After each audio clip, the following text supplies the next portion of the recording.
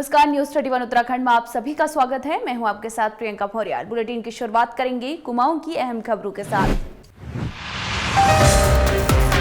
मुख्यमंत्री त्रिवेंद्र सिंह रावत आज एक दिवसीय दौरे पर उधम सिंह नगर पहुंचे। यहां मुख्यमंत्री ने 310 करोड़ रुपयों की योजनाओं का उद्घाटन किया। आपको बताते चले, जिला मुख्यालय रुद्रपुर में उन्होंने निर्माणाधीन मेडिकल कॉलेज में तैयार 300 बेड की कोविड-19 सेंटर और ओपीडी का लोकार्पण किया। वहीं त्रिवेंद्र सिंह रावत ने कोविड-19 के क्षेत्र में स्वास्थ्य विभाग और जिला प्रशासन द्वारा कार्यों की सराहना की। उन्होंने कहा, जिस तरह से उधम सिंह नगर जिले की सीमाएं अन्य राज्यों से लगी हुई हैं, उस लिहाज से प्रशासन ने बेहद अच्छा कार्य किया है। उद्घाटन के बाद मुख्यमंत्री त्रिवेंद्र सिंह रावत कलेक्ट्रेट पहुंचे, जहां उन्होंने अधिकारियों के साथ कोविड-19 के संक्रमण से जुड़ी समीक्षा बैठक की।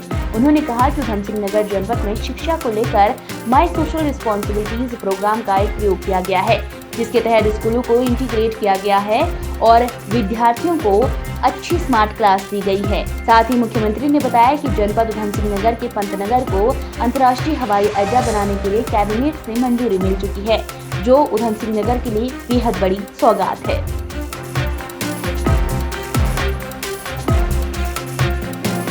देखिए, कोविड-19 को लेकर के यहाँ पर बहुत अच्छी व्यवस्थाएं हुई हैं।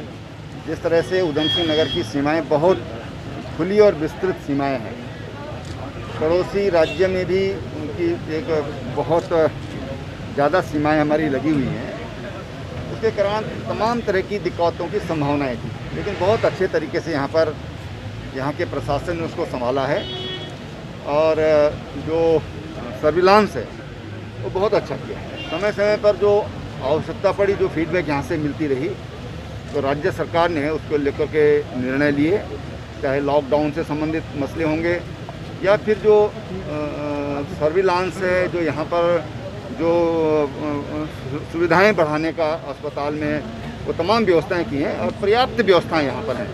मुझे लगता है कि कोविड पर अच्छा काम यहाँ की टीम ने किया है, चाहे प्रशासन की टीम हो, चाहे मेडिकल की टीम हो। चंपावत जिला मुख्यालय में पहला हाईटेक फिल्म स्टूडियो अस्तित्व में आ गया है। एनडीटीवी के शो वॉइस ऑफ इंडिया के पहले सत्र के विजेता युवा गायक पवनदीप राजन और उनके लोक गायक पिता सुरेश्वर राजन ने जिला मुख्यालय में पहले हाईटेक फिल्म स्टूडियो का निर्माण किया है। हाईटेक फिल्म स्टूडियो के निर्माण होने से अब क्षेत्र के कलाकारों को किसी प्रकार की रिकॉर्डिंग या शूटिंग के लिए महानगरों की दौड़ नहीं लगानी पड़ेगी। नगर पालिका अध्यक्ष विजय वर्मा और एडीएम टीएस मर्तोलिया ने रिबन काट कर स्टूडियो का शुभारंभ किया।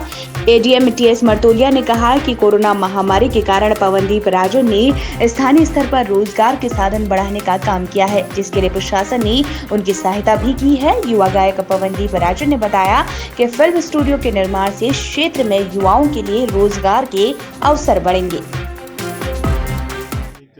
बेहतरीन कलाकार हैं और वॉइस ऑफ इंडिया के विनर भी हैं।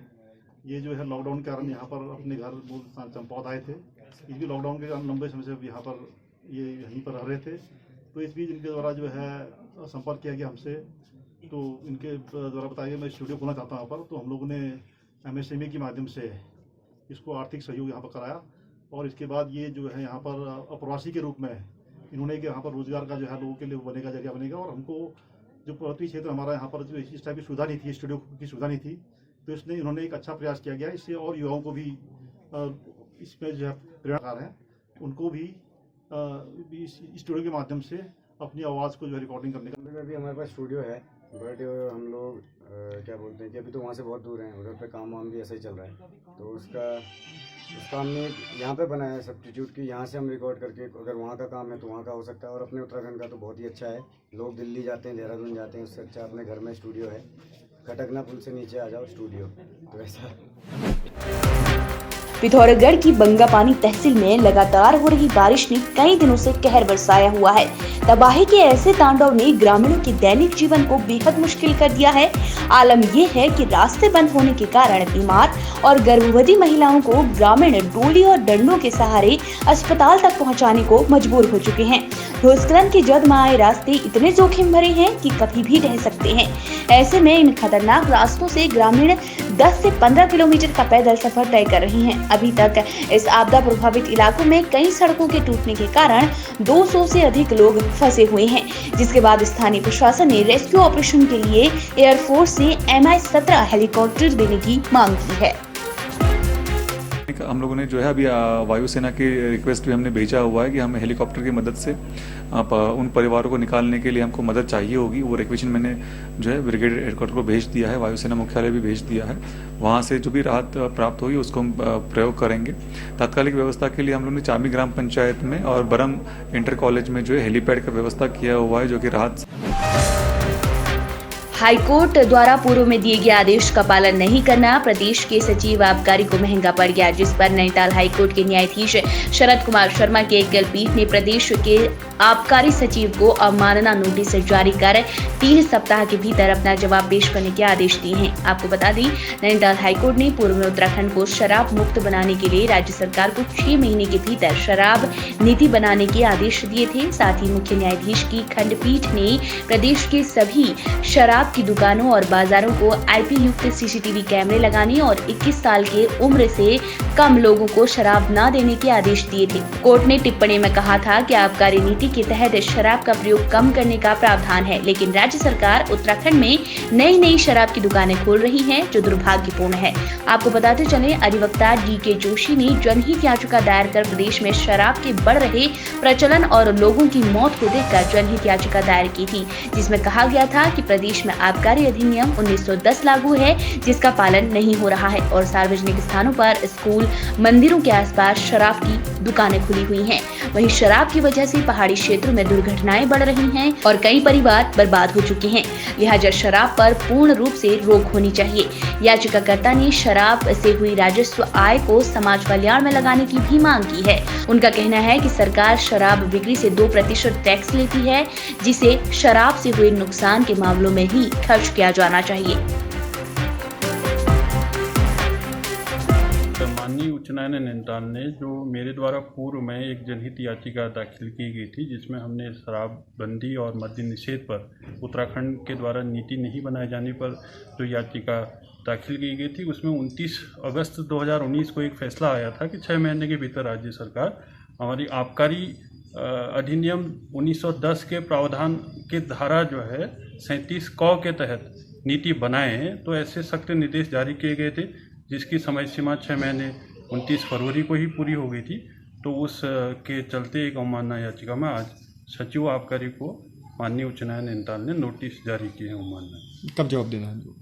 अब वो नोटिस जारी हुए हैं तो 3 हफ्ते बाद फिर उसके बाद उनको जवाब देना होगा।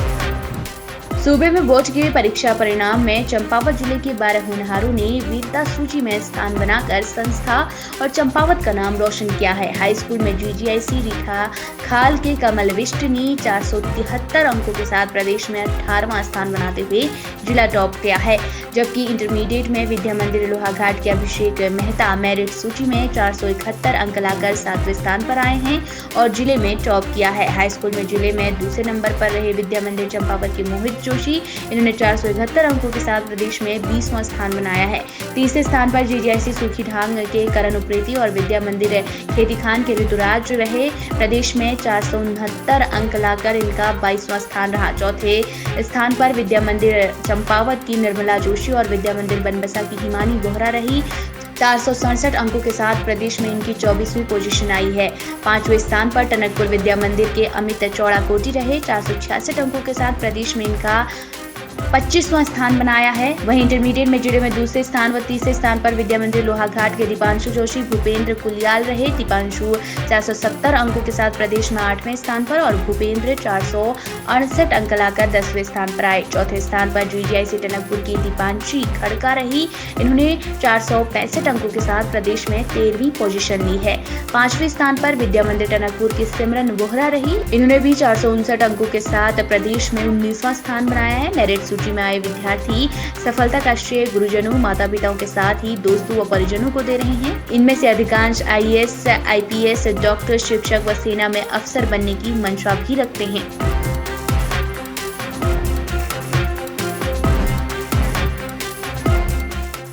कई दशक पहले से ही बाजार ने त्योहारों को अवसर के रूप में देखना शुरू कर दिया था। त्योहार यानी बड़ा बाजार। त्योहार के दौरान हल्द्वानी की बाजार भी बदली सी नजर आती थी।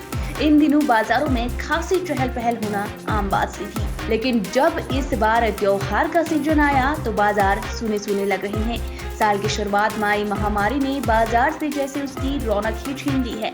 लॉकडाउन की वजह से पिछले करीब 5 महीनों से सब कुछ बंद पड़ा हुआ था। इसका सबसे ज्यादा असर बाजारों पर ही पड़ा है। जोखिम क्षेत्र वाले बाजार तो अब भी बंद हैं और खुले बाजारों में अब भी सन्नाटा पसरा हुआ है। ग्राहकों के अभाव में दुकानों का खर्च चलाना भी मुश्किल हो गया है। तीज और हरेले के बाद अब ईद और रक्षाबंधन जैसे बड़े त्योहार आने वाले हैं। हर साल इस मौके पर दुकानों में अलग अलग तैयारियां की जाती थी। वहीं इस बार हल्द्वानी बाजार के व्यापारियों का कहना है कि दशकों में पहली बार ऐसा हुआ है कि इन त्योहारों पर अलग से कोई भी तैयारी नहीं की गई।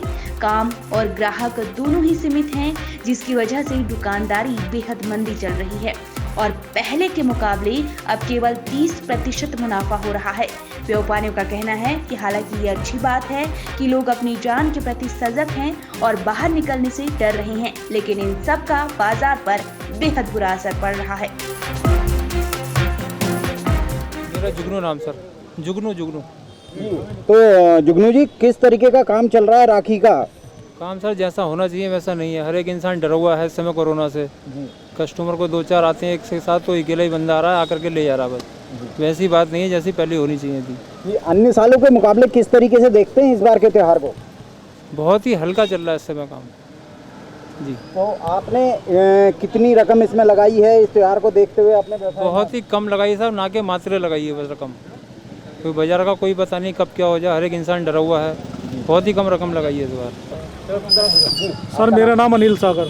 अच्छा, तो किस तरीके का व्यवसाय चल रहा है, कितना उम्मीद कर रहे हैं? सर देखिए, कोरोना को देखते हुए सर बाजार के अंदर बिल्कुल जान नहीं है। इस बार हमने जो जिस प्रकार से हम काम करते हैं उस प्रकार से हमारा काम भी नहीं हो पा रहा है। आप देख रहे हैं बाजार में बिल्कुल भीड़ भाड़ नहीं है लोग। और हमारे पास दरअसल बात यह है, लोग बार एक तो इस कोरोना के चक्कर में घबराए हुए हैं और घर से बाहर भी नहीं निकल पा रहे हैं। और फिर जो है दरअसल बात यह है, कोई चीज़ मतलब चाइना के नाम से तो बिल्कुल इंसान बिल्कुल पीटा पड़ा है सर। बिल्कुल नहीं मानता कि मतलब जो है कि हमें चाइना की चीज़ आप दिखाने को भी राज़ी नहीं है। अमित जी, त्योहारी सीजन को देखते हुए किस तरीके की तैयारी कर रखी है आपने? सर फिलहाल तो बाजार को और कोविड-19 को देखते हुए कोई ऐसी सर तैयारी नहीं है, क्योंकि लोग अपने घरों से बाहर निकलने में डर रहे हैं। तो मुझे नहीं लगता है कि त्यौहार को लेकर कुछ ज़्यादा तैयारी करनी चाहिए।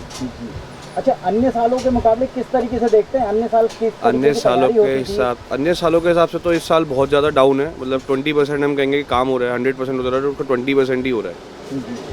नहीं, अन्य साल जैसे बहुत अच्छा मार्केट हुआ करता था, काफ़ी उत्साह थोड़ा सा सर उत्साह होता था, लेकिन इस समय बीमारी ऐसी आई है कि कोई उत्साह नहीं है। आदमी की जान पहले है, उत्साह बाद में है। त्यौहार तो फिर अगले साल फिर आ जाएगा। बट सही है, ये भी अच्छी चीज़ है कि आदमी अपने घर से निकलने के बाद डर रहा है। उसको पता है कि ये बीमारी ऐसी है कि जो फैल सकती है, तो थोड़ा सा प्रिकॉशन लेने भी बहुत ज़रूरी है। जी सर, त्योहारी सीजन को देखते हुए किस तरीके की तैयारी कर रखी है आपने?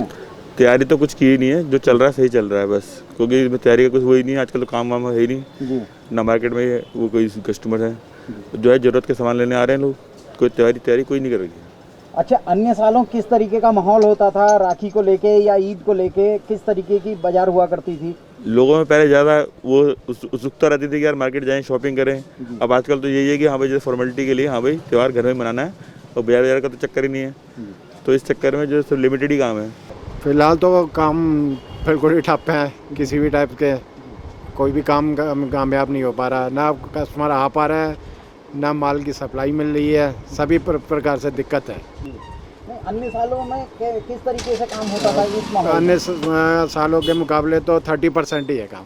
पटेल चौक में ही एक फुटवेयर व्यवसायी हैं, जूता चप्पल व्यवसायी हैं, उनके पास उनसे जानते हैं किस तरीके का काम होता था अन्य सालों और आज किस तरीके से देख रहे हैं, कैसा मार्केट है। जी सर, स्वागत है आपका न्यूज़ 31 उत्तराखंड में।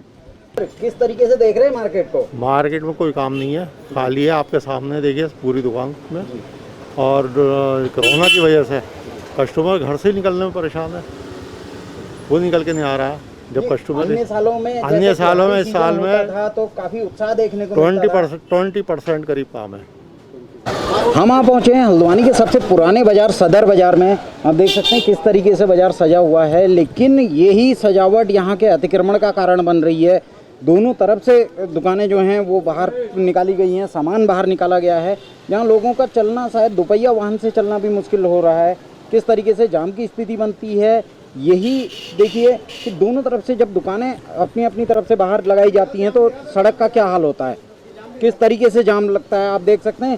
केवल एक व्यक्ति के चलने, गाड़ियां खड़ी हैं, एक व्यक्ति के निकलने के लिए जगह है और वो भी शायद कहीं ना कहीं जाम की भेंट चढ़ जाती है।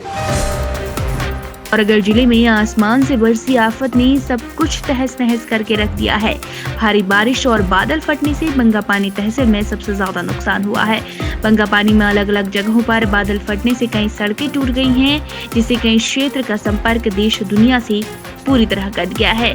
ऐसे में तबाही की जो तस्वीरें सामने आ रही हैं, वे बेहद भयानक मंजर सामने ला रही हैं। कहीं पहाड़ से हुए भूस्खलन के साथ पूरी सड़क बहकर नदी में समा रही है, तो कहीं बादल फटने के बाद पानी के साथ मलबा सब कुछ तहस नहस करते हुए नालों से बह रहा है।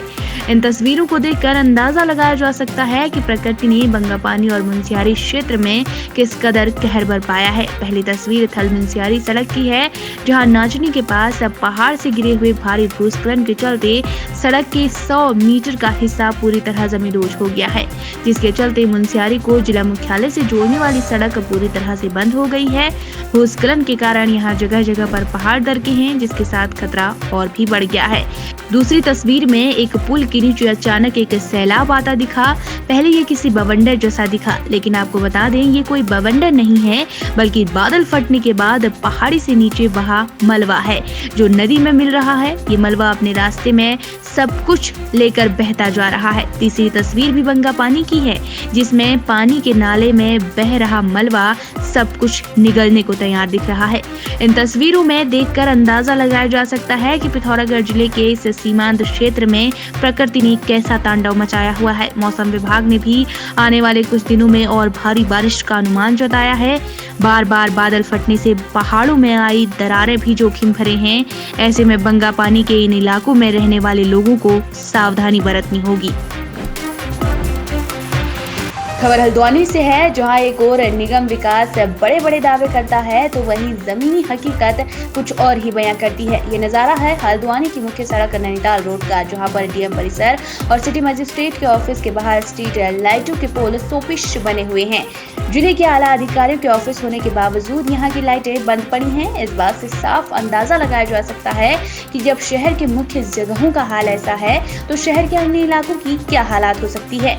जिस रात में यहाँ दुर्घटनाओं का अंदेशा बना हुआ है, जहाँ हल्द्वानी का नगर निगम सारी व्यवस्था चौक चौबात होने की बात करता है, तो वहीं दूसरी ओर स्ट्रीट लाइटों के बारे में निगम कुछ भी बोलने को तैयार नहीं है। तो सवाल उठता है कि इसका जिम्मेदार है कौन, मूक दर्शक बने अधिकारी या फिर कमजोर राजनेता जो शहर को मूलभूत सुविधाएं भी नहीं दे पा रहे हैं। शहर में व्यवस्था कायम रखने के लिए लोगों द्वारा अनेक सुझाव भी दिए गए हैं, जिन पर अमल करने का ना तो राजनेताओं को समय है और न ही प्रशासनिक अधिकारियों का इन सब बातों पर ध्यान जाता है। वहीं कुमाऊं की खबरों में फिलहाल इतना ही। देखते रहिए न्यूज़ 31 उत्तराखंड। नमस्कार।